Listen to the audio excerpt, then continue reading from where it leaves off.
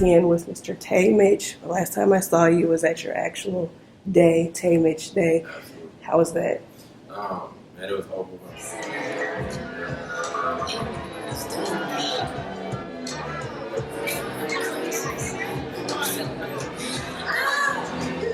It was overwhelming.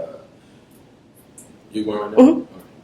Yeah, Tay Mitch Day was overwhelming. Mm-hmm. For me, it was just like a big burst of like gratitude all in one room. It's just the perfect place for me to celebrate with my close family and friends. Right.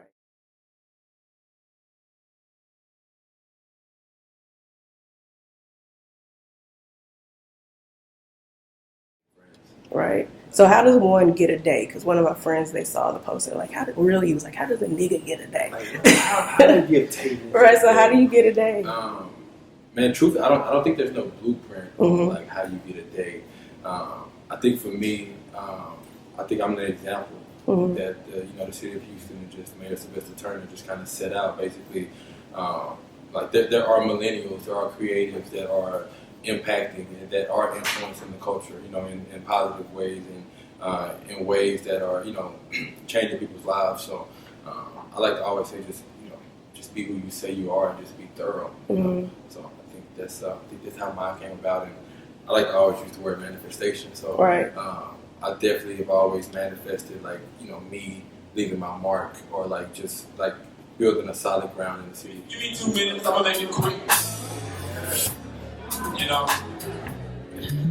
But first and foremost, I do want to say, man, I'm extremely grateful to be where I'm at.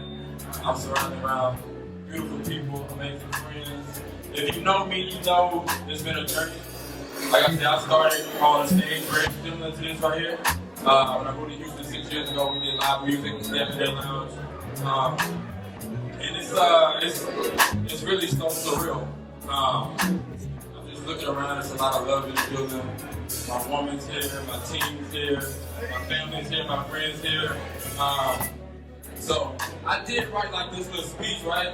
And if you know me, I be on my writing shit every now and then. My quotes and shit be cool, but I do want to I'm gonna put my phone out. I want to reflect this speech, man, because it's really strong. And for me, it embodies everything that this day means to me.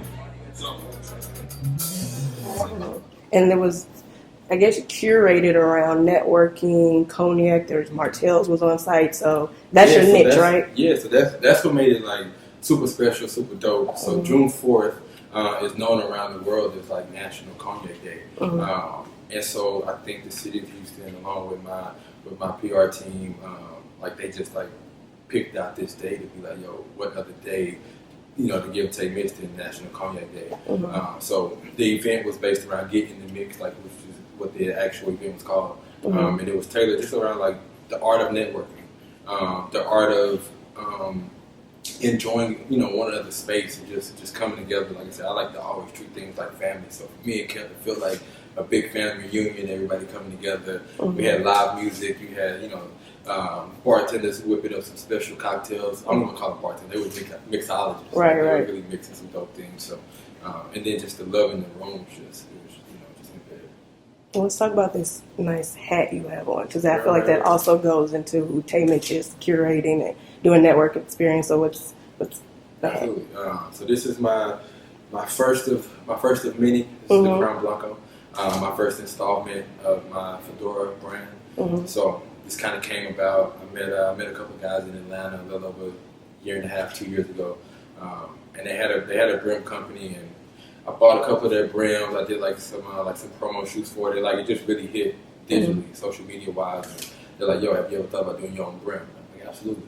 So I always had the idea of wanting to do a white style brim, for two reasons. The first reason was I could never find one that was affordable, and then I could never find one that was just sturdy with just a nice stiff fit. So anybody who knows me, they know yo, I just gotta have creative control. Okay. I don't mind collabing, but for something like this, I just yo, if you guys give me the creative control to design this hat, we can definitely do the collaboration. So we got in the lab, we had a few sketches, and this is what came about, the Crown Blanco.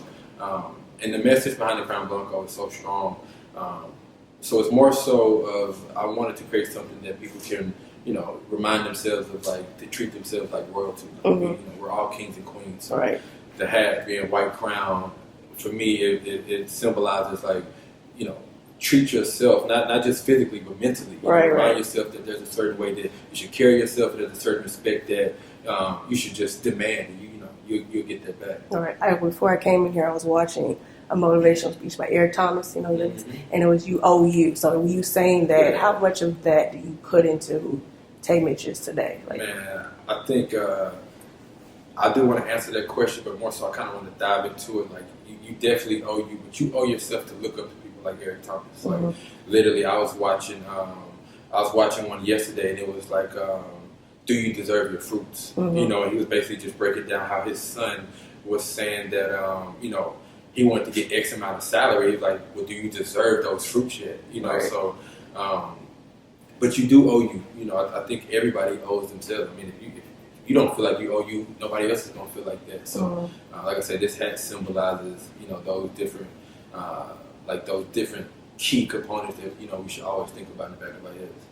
And what was it, I guess, your niche? I keep saying niche, but I don't want to use that word, but bringing people together, that seems to be what you're good at. But who's the professional? Who's Tay Mitch, the professional that allows you to do all these things? Who's Tay Mitch, the professional? What do you mean? So when you come together to bring people in one room, what is your specialty? So is it marketing? You say you like to have creative control. So who is Tay Mitch, the professional? Man, Tay Mitch from a young kid, even like yay high, my grandmother's best friend, she would always tell me I was different. She told me I was different amongst my peers. And she said I just carry myself different. Like I put others before I put myself. And for me, it's like a jump up out of all of that. So when it comes to like the marketing, it's like I like to market things in a way that would get me off the couch to want to come. Like I feel like I have a philosophy of like, if I like it, I can digitally create it to where I can make somebody interested enough to where they want to fall in love with it, or they want to see what it's about. So that being one, and then just the hospitality alone. Like I believe in the art of actually hosting someone. You invite somebody out, like, yo, I'm gonna meet you at the door. If not, meet you at the valet. Right. And I'm gonna walk you in. I'm gonna introduce you to some people to where like you not only do you feel comfortable, but you leave this space knowing that like, yo, I want to do this again, and you leave it with an energy of like you can go and carry on a conversation that maybe that started from here. So, and then I like to create the experience that is just everlasting. Like if I could get you in the room for 2 hours, even if there's like no music or just none of that, like we're gonna have fun. Like, you ask my friends all the time, like I'm like notorious for popping off this game called For the Culture. Okay. We would be in the Uber and I'm like, yo, y'all ready? We about to play For the Culture. And how you play that? And it's like the the right. Okay, I got you. But I just don't believe in like blank time. Okay. Like I don't get those 3 minutes back in that Uber. So I want to enjoy it. I want to be around people who want to enjoy it as well. So I think that has what pivoted me to where I'm at now, and it's only going to like skyrocket me to where I'm trying to go and where I'm going to take things. So how does all that come into the Midas Group? So we'd say your formula, then you have the Midas Group. Yeah, man. Which we know. The Midas Group was something that it was like a saying that we kind of just like kept hearing my business partner Miko's Adams, and they would be like, man, y'all boys got the Midas touch. Like everything y'all touch turns to gold. Right. Rather if it was like us throwing like house parties or us throwing like actual nightclub promotion events, us like our marketing, and it just kind of stuck. And one day I was like, yo, we just gonna be the Midas Group. Like from here on out, everybody's gonna call us the Midas Group. Okay.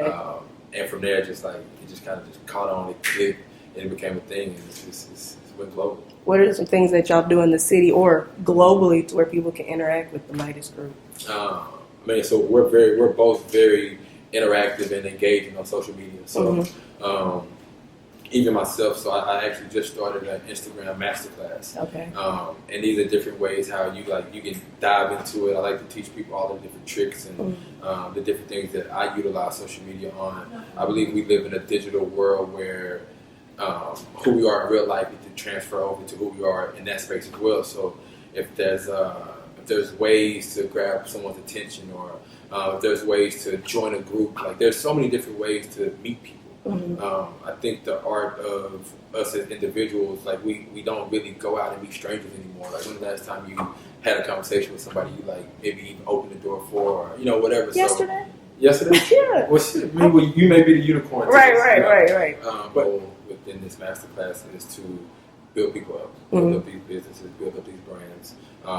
Like I say, I think people are slowly getting to it, but like everything's about numbers now. Right. We live in we're slowly but surely living into the matrix. You think so? Yeah, absolutely. Like, so is Tay Mitch a conspiracy theorist too?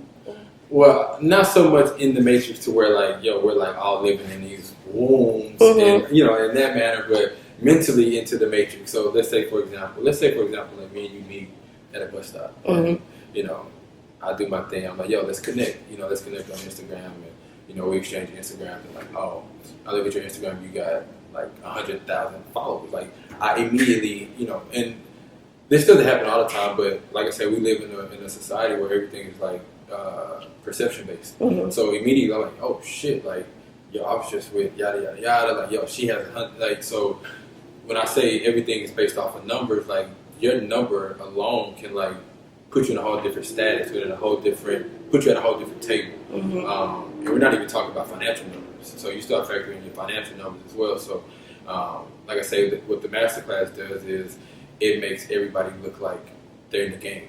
It breaks down all these different components of social media, digital, like this digital space. And like I said, if you're in the business of like wanting to grow your business, if you have a personal brand, if you want to connect with people across the world, there's ways that you can do that. And I teach those ways, and I teach it in a way that fits who you are as a person or what your business's identity is. How often do you have these classes? So I probably do a master class at least twice a month. Okay. And then I do one-on-ones. Like, you can go online right now, seamless plug, taymitch.co, TAYMITCH.co. Top right, if it's top right, so it's like your top right, it's up here, and you click one-on-one masterclass, and you can book it, and I do one-on-ones throughout the week. That was helpful because some people are visual like that. Yeah, that's like, I gotta kind of put it up here, but we're up here with it. So, Right. And I'm gonna piggyback real quick. You said you like to play the game for the culture. So everything that you do, how is this helping the culture, our culture? Absolutely. So I just first and foremost, like, I'm a college dropout. Okay. So I want to be the example. I want to be the guy that can say like, I was the kid who did it my way, but I also took care of my people. And at the same time, I had morals, and I lived by the things that was enlisted by me, within my parents and things of that nature. So everything that I do is for the culture. It's for that young millennial, that young creator who, like I say, don't finish school or don't see them working for a corporation. I lead by example. And that's why it's like, how did God get a day? Like, this day, then this isn't something that just started like two weeks ago or like 2 months ago or like 2 years ago. Like, this has been a path that I've been on the last 5 or 6 years. It's like, okay, I see a void in what I want to look up to. What I've always wanted to look up to is what Tay Mitch has